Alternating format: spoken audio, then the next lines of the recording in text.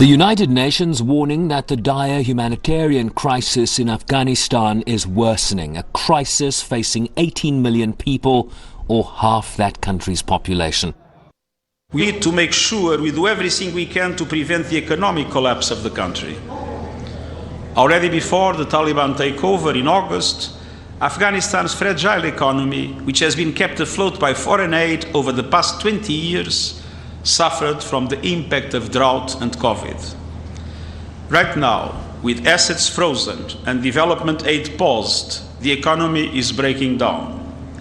Banks are closing and essential services, such as healthcare, have been suspended in many places. We need to find ways to make the economy breathe again.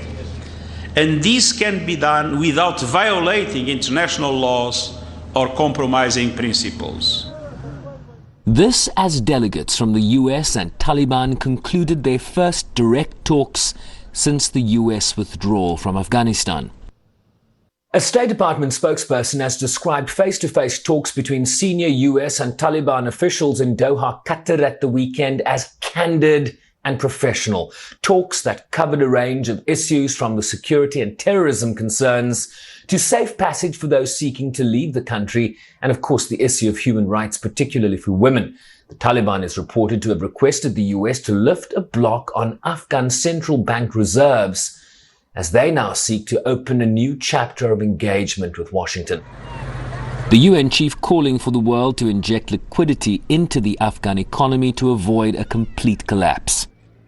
We must seek ways to create the conditions that would allow Afghan professionals and civil servants to continue working to serve the Afghan population. And on the question of human rights, particularly for women and girls, he called on the Taliban to keep their promises and fulfill their obligations under international human rights and humanitarian law. I am particularly alarmed to see promises made to Afghan women and girls by the Taliban being broken. Broken promises lead to broken dreams for the women and girls of Afghanistan. Since 2001, 3 million girls have enrolled in school and average schooling has increased from 6 years to 10. Women and girls need to be the center of attention. Their ability to learn, work, own assets, and to live with rights and dignity will define progress. 80% of Afghanistan's economy is informal, with obviously a preponderant role of women.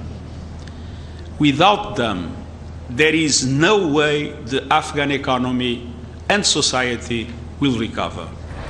Warning that this was a make or break moment for the country and the region writ large. Sherwin Bryce-Pease, SABC News, New York.